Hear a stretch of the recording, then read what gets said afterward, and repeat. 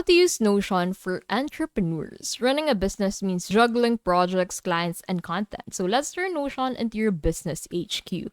So to create your business in Notion, the first thing that you'll need to do is to create your personal website portfolio. A clean and sleek Notion template to showcase your personal brand includes a polished homepage, blog and services section, project showcase, and contact form.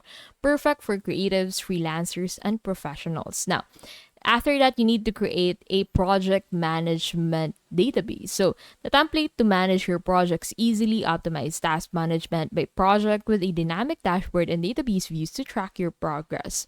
And after that, you need to create the CRM, customer relationship management. This CRM will allow you to manage your customer relationship, customer and prospect monitoring, quotes, and automated prospecting statistics, and a complete CRM.